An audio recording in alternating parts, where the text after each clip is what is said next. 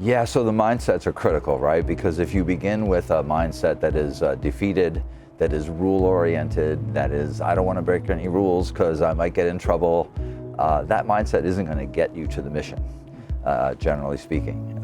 You need to start from a place that says, I'm here for the mission. We're going to succeed. I need to bring the capabilities of this amazing economy to my mission owners so that we can all be successful together.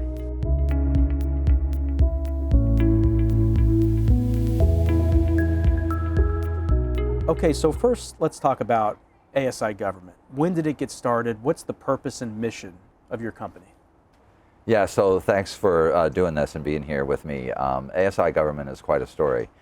Founded 25 years ago, roughly, by folks coming out of government, very innovative contracting types who saw the opportunity to make a big difference in the way that that work was being done and helping the workforce to be thoughtful and still be efficient.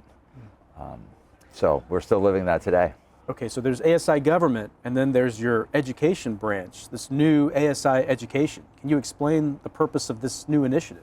It's very congruent with the founding of the company because what they were trying to do was help people who were professionals in acquisition in the government to do their work, critical work, supporting missions with an eye on mission and not so much what the rules are, as you know, mission over compliance, if you will.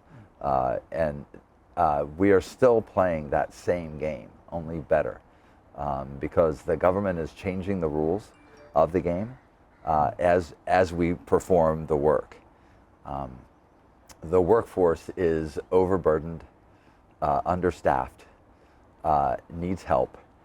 And I think we try everything we know, from training, which is education, what we're about here, to providing support, staff, advisory and assistance services to them, and more recently providing technology that just lifts the burden of the mundane work. So you mentioned this idea of overworked but understaffed workforce. I imagine that most contracting offices and acquisition offices would feel themselves to be in this position. So why do you think workforce development is so important to help with understaffed workforces? Yeah, so it's actually critical, okay, to have people thinking that there is, or having a mindset like, I'm not trapped in this. I'm not going to have to do this forever. And it keeps getting worse. The workload piles up. The backlog piles up, and we get called in frequently to help people remove that, like from a combination of angles. But the best way to do it is to invest in the people, in the workforce, improving their skills and their motivation. So the videos at ASI Education, there's a entertainment and maybe humor aspect to these videos, in addition to education. So what was the purpose there? What do you see as the role or value of entertainment in these videos?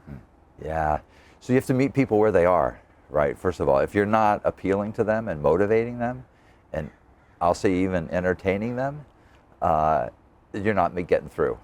And I lived through this in the late 90s with the first round of acquisition reform that I was involved in for Secretary Perry, where we made some similar videos, no entertainment value whatsoever. I'll just say, we were not thinking that was important, but it actually is important because it grabs people's attention, and once they're paying attention and they're motivated to do so, they'll come back for more. Now, some of these videos are a little edgy. 5 reasons industry hates you. I mean, some of it is also poking fun a little bit of the acquisition process.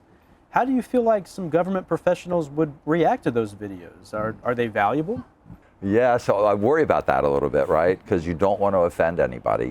Your own motives are good, right? You're trying to communicate, and it is a little bit edgy, but I'm okay with that. Provocative is a way to get people's attention, and I think this is a serious enough problem that it needs to be a little bit provocative. So you've talked a lot, actually you've written articles about the importance of the role of the contracting officer, even in instrumental part of bringing technology into the hands of the end user, this contracting officer role?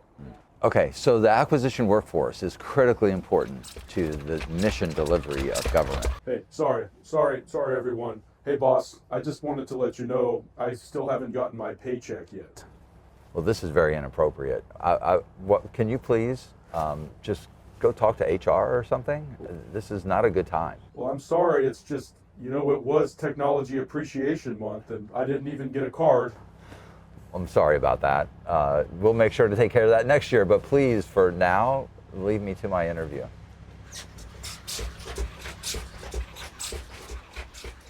So you can see the drama that this is bringing me, ASI education and with robots. So let me get back to the point that I was making, which is really a critically important point. Nobody understands the importance of acquisition professionals in the way that mission folks do, program folks, people trying to get something done with the resources, hoping they can put it to good use, get it in time, get the right thing, and develop relationships with providers who will be there for them, that they can rely on to support the mission. It's a team sport also. So the contracting officer is in many ways the conductor, okay, of the orchestra, but it has to be all of the pieces together, including program, finance, legal, all of the folks who are supporting that mission. But the leader is certainly the contracting officer who is on the front facing the contractors themselves, industry, and being able to develop relationships and understand what their side of the coin looks like, and being able to use that knowledge for the benefit of the government. So going from compliance to mission, going from working in silos to team mentality, would you say that from everything you've said, it sounds like it's ASI Government's mission really to help shift the mindsets of the CO and of acquisition team to modernize acquisition?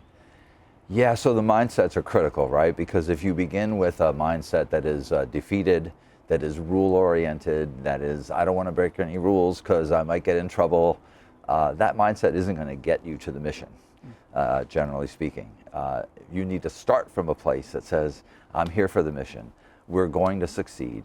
I need to bring the capabilities of this amazing economy to my mission owners so that we can all be successful together. Thanks again, Tim, for being with us. Very important mission to get the workforce, the acquisition workforce, centered more on the mission, less about compliance. So thank you. You're welcome. This has been a pleasure for me.